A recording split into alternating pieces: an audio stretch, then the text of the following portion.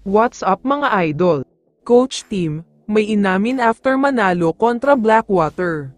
Pero bago mo sana ipagpatuloy ang panonood mo, ay huwag mong kalimutan na mag-subscribe bilang suporta sa aking YouTube channel. Maraming salamat idol.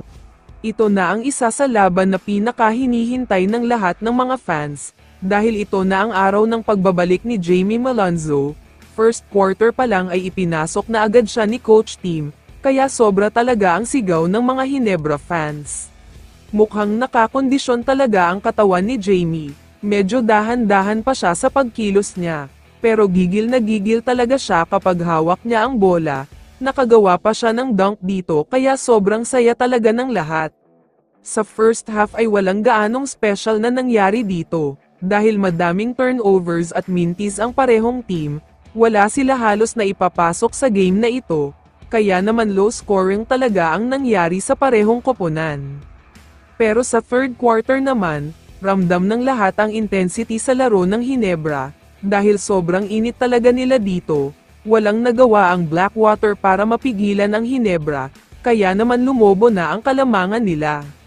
Nagpatuloy sa fourth quarter ang run ng Ginebra, kaya naman sa isang iglap lang ay lampas na sa 20 points ang kalamangan nila, wala nang nagawa pa ang Blackwater para makabalik at para mapigilan pa ang Ginebra. Samantala, pagkatapos naman ng laban ay may sinabi si Coach Team kina Jaime Malonzo at Isaac Go. Unahin na natin ang balita tungkol kay Jaime.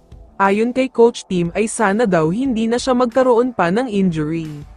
Sobrang kailangan daw kasi ng Ginebra si Jaime, lalo pat isang energy guide daw ang gusto ni Coach Team, kaya naman sana ay magtuloy-tuloy na daw ang good news kay Jaime, at mapanatili nito ang healthy na katawan niya.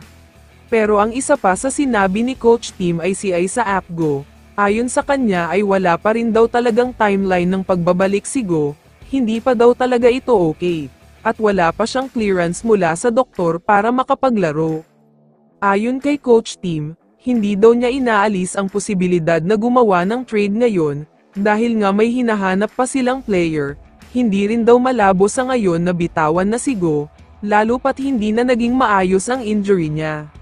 Ayon sa mga source, posibleng bago ang playoffs ay bibitawan na ng Ginebra si Go. Naiinip na daw kasi sila sa tagal ng pag-recover niya, kaya naman wag na kayong magugulat kung bibitawan na siya ng Ginebra. Kaya naman kung ikaw ang tatanungin idol, ano ang masasabi mo sa sinabi ni Coach Team? I-comment mo naman ang sagot mo sa tanong na ito. So dito na nagtatapos ang video na ito. Maraming salamat sa pagsuporta at panonood mga idol. Ingat at bye-bye.